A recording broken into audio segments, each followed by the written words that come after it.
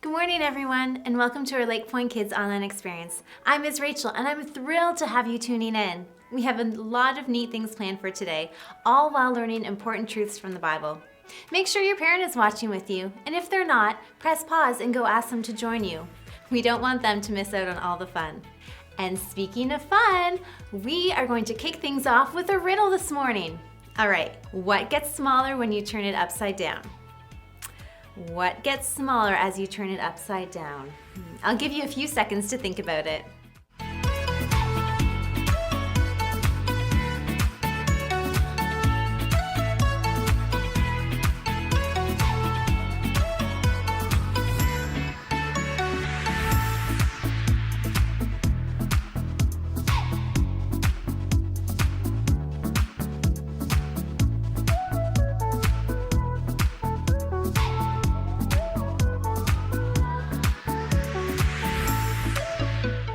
All right, so what gets smaller as you turn it upside down?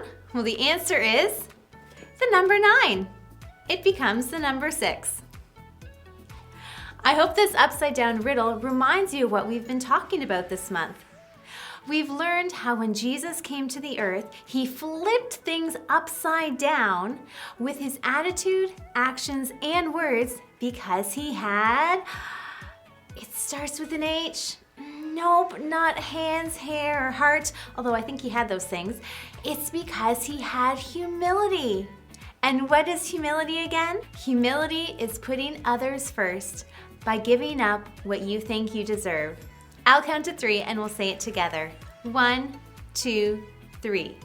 Humility is putting others first by giving up what you think you deserve. Jesus showed humility in many ways throughout the Bible, like how he was born in a smelly stable and grew up in the simple home of a carpenter. When Jesus became an adult, he spent his time with others, but not with people who served and helped him, but rather serving people himself, helping and healing people, teaching those who wanted to learn. And then he died on the cross for our sins. Maybe you're thinking though, well, that's really neat, but what am I supposed to do? I'm only a kid, and on top of it, I have to stay home right now too. That's okay. Humility can be shown in a million different ways. Humility for you might mean that you let someone else start the game instead of insisting you go first. Or it could mean that instead of taking time to watch another episode of your favorite show before dinner, you ask your mom how you can help in the kitchen. Or it could mean you offer to help your brother look for the toy he misplaced, or even share your Easter chocolate with your dad. See, humility is more than just being nice. It's taking something that's yours, like your time, your turns, your things, and letting someone else benefit from them. It's using them not to serve yourself, but others. It's being selfless, making it not all about you, but instead about someone else. And when we do that, we really turn things upside down. Speaking of upside down, I have another riddle for you. Are you ready? Okay, here it is. What word looks the same upside down as it does right side up?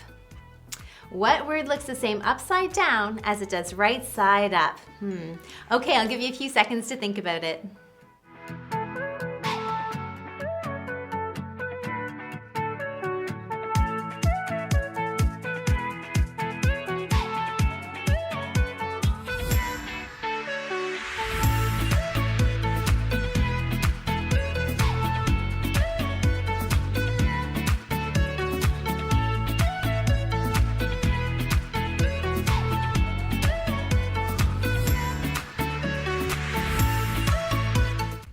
All right, what word looks the same upside down as it does right side up? Well, the answer is the word swims. Look, here it is, right side up and then upside down. It's the same. How cool is that? We're going to switch gears right now and take a look at our memory verse of the month. This is the last Sunday we're going to review it, although I'm guessing most of you already know it. But before we review it, I want to share one more tidbit of information about this verse that you might not have known. So this verse was written by Paul in the New Testament in the book of Philippians. Now, this book was actually a letter to a group of people in a city called Philippi, and this was a group of people that Paul dearly loved. One person who belonged to this group was a jailer, and you'll never believe how he met Paul. On Paul's first visit to Philippi, he and his friends were busy spreading the love of Jesus, sharing the good news. But, well, to make a long story short, when they healed someone, some people got really angry, and Paul and his friend Silas ended up in jail. Well, you would think that being in jail would have been very upsetting, but not for these two.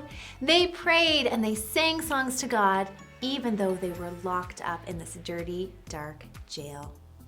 But late that night, while they were busy praying and praising God, an earthquake struck the jail and all the jail cells became unlocked. Paul and Silas were free to go. But then the jailer ran in, and when he saw the open doors, he assumed all the prisoners had run off, and he was terrified about the trouble he'd get into for letting all the prisoners escape. He was so scared, he was about to take his own life.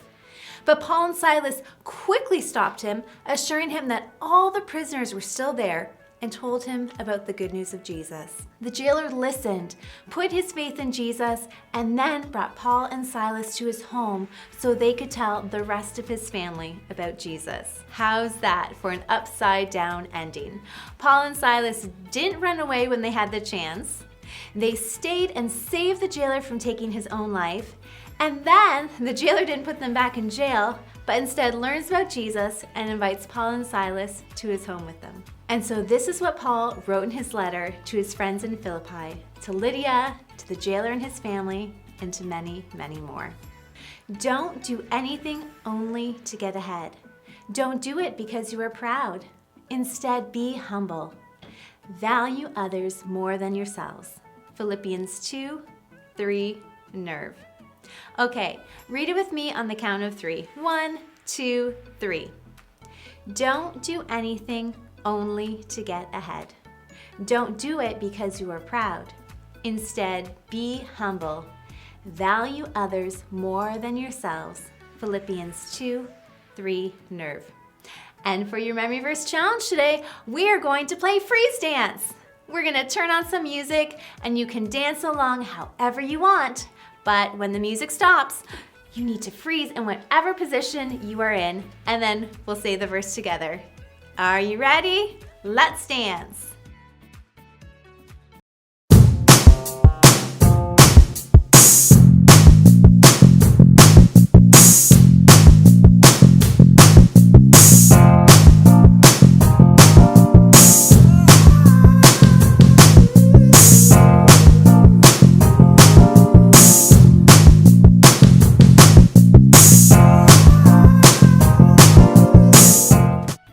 Don't do anything only to get ahead. Don't do it because you are proud. Instead, be humble. Value others more than yourselves. Philippians 2:3, Nerve. All right, let's try it again.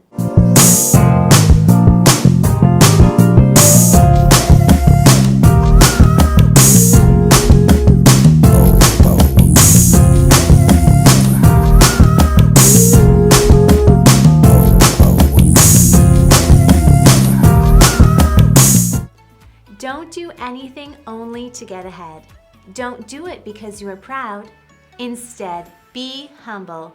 Value others more than yourselves. Philippians 2:3, Nerve. Okay, last time now. Get your craziest dance moves out and go.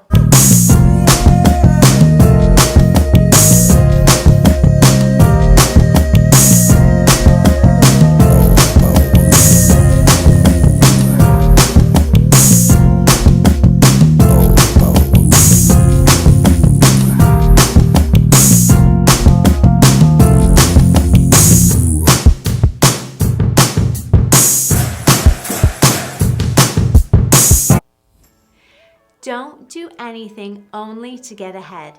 Don't do it because you are proud. Instead, be humble. Value others more than yourselves. Philippians 2:3, Nerve. I hope you had fun with that. My guess is by now you know this verse forwards, backwards, and even upside down. Now, humility. How do we describe it again? Humility is putting others first by giving up what you think you deserve. And our bottom line, or our focus point of today is, there is always more to discover about God's plan. Let's say it together. 1, 2, 3. There is always more to discover about God's plan. Well, how does that go along with humility? How does discovering more about God's plan fit in with what we've been talking about? Well, let's think about it. You see, having humility or being humble has a lot to do with your actions and your words, but it also has something to do with your thoughts and your attitude. Having humility or being humble isn't only about how you respond to other people, but also about what you think about yourself. Do you know someone who is a bit of a know-it-all? Someone who always insists that they're right? Or someone who's a bit like, well, this is the way it's always been and this is the way it's always gonna be. People with attitudes like that assume that they know everything that's going to happen. But that's a rather arrogant mindset. It's like this exaggerated or puffed up sense of importance towards their own abilities or opinions. It's like they think they're smart enough to know it all and, well, the rest of the world isn't. But people like this don't leave room for the fact that God's plans don't always work like we think they should. I've heard this joke before, where if you want to make God laugh, you tell him what you think his plans are. Well, we have a Bible story today about how Jesus' friends and followers struggled after he died on the cross. It didn't fit into what they thought would happen. They expected Jesus to be this mighty king who would overthrow the government and make life much easier for them. They thought they knew everything that God was going to do, but how wrong they were. And here to talk to us about that more are John, Brandon, and Kellen.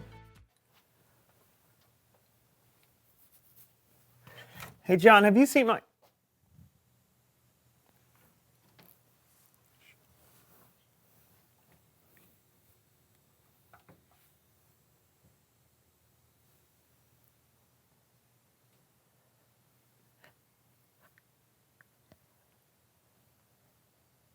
Wake up, John! John, wake.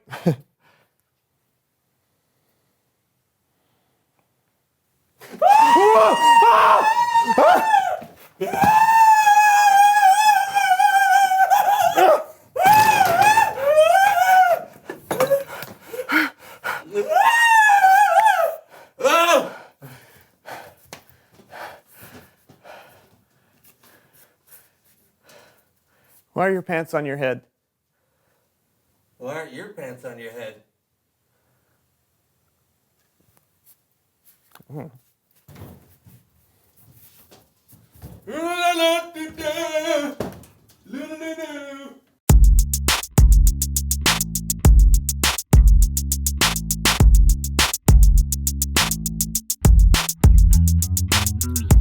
My name is John. And I'm Brandon. And we'll see you next time on the So-and-So Show. That's right. Today we're... Wait, what?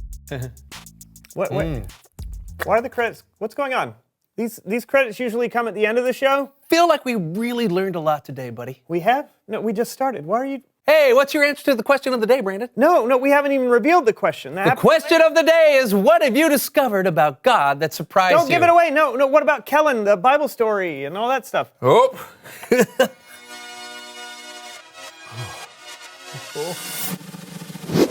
Reveal the question! What is happening, John? Everything is moving backwards. The show usually happens in the other direction. I don't know that, Brandon. But I do know this. There's nothing better than a hot and fresh apple pie.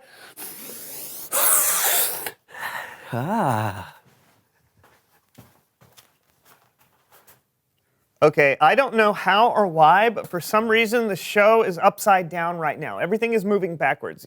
See, normally we'd start the show, maybe have a guest we talk to for a while, and then someone would say, it's Bible story time with Kellen.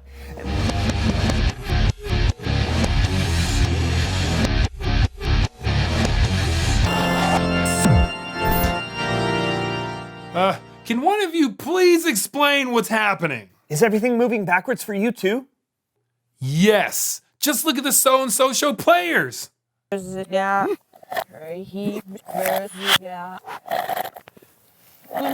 You see what I mean? Oh man, it's worse than I thought. Yeah, do you have any advice? No.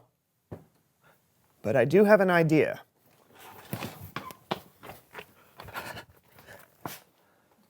Do you think that'll work? I don't know. Let's see.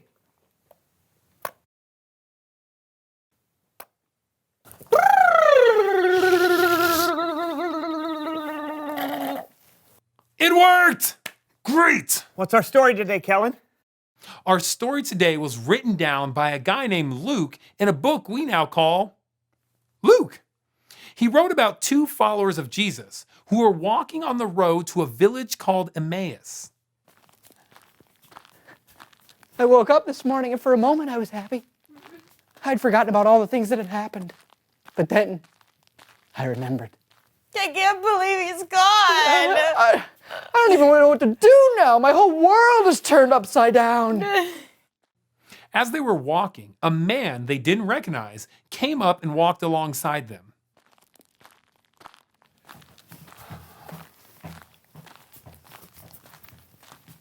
What's up? Hello. What are you talking about as you walk along? You know, just all the stuff that's been going on in Jerusalem with Jesus. Are you the only person visiting Jerusalem who doesn't know about the things that have happened these last few days? What things? About Jesus of Nazareth. He was a prophet. He was powerful in everything he said and did. We really thought he would be the one to set our people free. But then our rulers had him arrested and sentenced to die. They nailed him to a And cross. now it's the third day since he died. But then, Then what? We were told that our friends went to Jesus' tomb and it was empty. somebody must have stolen the body. Mary and the others said that there were angels. I know, but the angels said that Jesus was still alive. we really want to believe it's true. But how could it be? They walked on, still very confused and sad. They had no idea that the man walking with them was actually Jesus himself. How foolish both of you are. Excuse me? How long it takes you to believe what the prophets said? Didn't the Messiah have to suffer these things and then receive his glory? I mean, I guess. We're a little rusty on what the prophet said. Then, Jesus explained everything that was said about himself in Scripture, rewinding all the way back to Moses and the prophets. It was like God had planned for this all along. Wow, it makes so much sense now. You sure know a lot about Jesus. Yeah. Here we are. Oh, wait. Do you have to keep walking? I have so much more to ask. It's getting dark. You could stay the night with us. Join us for dinner at least. Okay. Oh, Right. super. I make great bread. So the man they thought was a stranger, but really was Jesus, joined them for dinner. And when Jesus gave thanks and broke bread, they finally recognized him. No way! It's Jesus. But then Jesus disappeared from their sight. Was he? I did, and he was. I knew there was something special about him. The way he taught us about the prophets and Moses, we were so excited on the road, we weren't we? have to go back to Jerusalem and tell everyone. They'll never believe us. We have to try. When they got to Jerusalem, they told the 11 disciples what had been hard for them to believe, but what they knew to be true, what God had known would happen all along, that Jesus had come back from the dead. He was alive. The end. Hey, great job, so-and-so show players. Oh no, they're going backwards again. I couldn't resist. Cool story, Kellen. Isn't it though? Those two on the road thought they understood what was going on. Then God goes and does something completely impossible by bringing Jesus back from the dead. I always think it's surprising how God's plan works out. I know, but God plans for things like thousands of years in advance. How could we ever understand? We probably can't, but it helps to kind of rewind and see how God has made things work out in the past. That way, even if bad things happen or things we don't understand, we can trust that someone who is bigger and smarter than we are has got things under control. I wonder if God's got one of these. Probably not. Yeah. His is probably way bigger. Sure. Whoa, it's Bible story time with Kellen. Oh, boy. Now I'll leave you to Wait, it. you Bye. Wow, that's someone who knows stuff was amazing. Makes me want to bake a pie. I don't even know how to deal with you right now. Thanks for having me. Bye.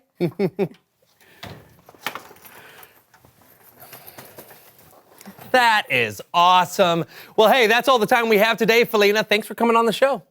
Well, I think the best thing to remember is that even if your pie recipe doesn't turn out the way you expect, you can still have fun baking it. That's yummy. Any advice for someone out there who might want to learn how to bake a pie? I still don't know why this is happening. Oh, you know, apple, cherry, pecan, strawberry rhubarb, all the classics. But hey, I don't have to know everything, right? I'll have to try that. Hey, what are your favorite pies? Sometimes it's better to be surprised. Oh, yes. Oh, there's no right or wrong way to eat a pie, but I like to just pick up a nice warm pie and just smash it in my face. I know we already did this, but You know, I've always wondered, what's the best way to eat a pie? reveal the question. What have you discovered about God that surprised you? My name is Felina Tossi, and I make pies. Oh, well, welcome to the show. Who are you and what do you know? It could be something that you've read about God in the Bible, or it could be something that God has done in your own life. Welcome. Good to see you.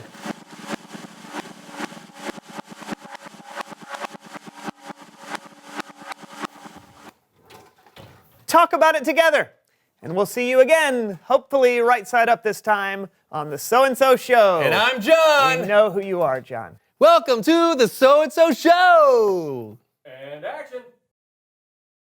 I don't think I have to tell you that life doesn't always work out how you thought it would. I mean, here we are, doing church online because we can't meet together in person due to this virus the world is dealing with.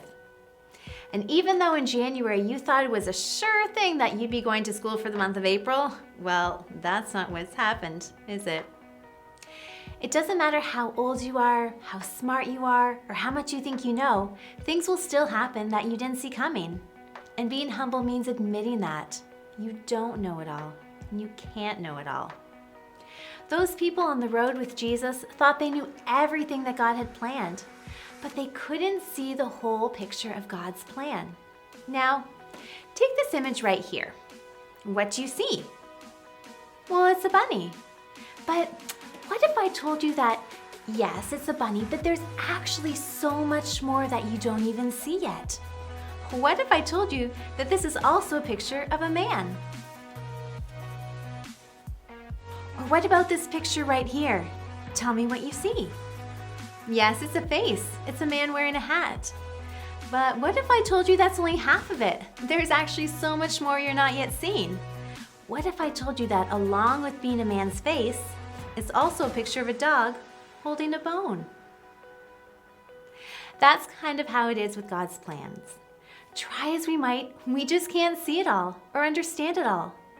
Nobody knows the future except for God, and we need to have humility and admit that. We don't know what's going to happen tomorrow. We don't even know what will happen in the next hour. We might have a good idea, but we don't know for sure. Only God knows.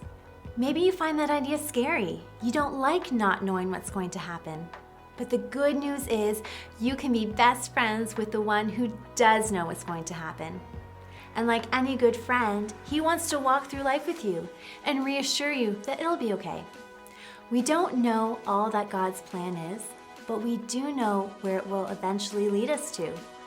Heaven one day, where we will get to spend forever with God, along with all the other people who loved him and put their faith in Jesus while they were here on the earth. So I remind you today to be humble in what you claim to know. There's no way you can know for certain what tomorrow will look like because there's so much more to discover about God's plan. However, you can be certain of one thing, and that's his grand plan invites you to spend forever with him. It's time to start our small group time, so grab your parent and a phone for pictures and listen to today's instructions. We have 2 activities to complete today.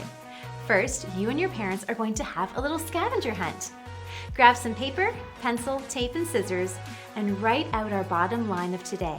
There's always more to discover about God's plan. Cut up the paper so you have multiple pieces of paper with words on them. Then you decide who is going to hide the pieces of paper and who is going to look for them. If you are hiding them, tape them to the bottom of things so that the person finding them has to turn things upside down. You could tape one to the bottom of a shoe or tape one underneath a book. The possibilities are endless. Then, once all the pieces are found, work at putting them together in order.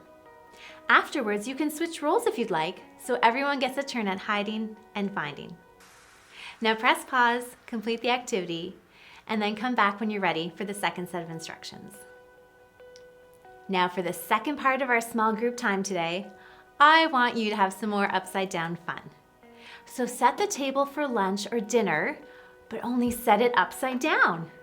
The plates, the cups, the forks, the spoons, maybe even a tablecloth, or the ketchup bottle, or the salad dressing, all of it upside down.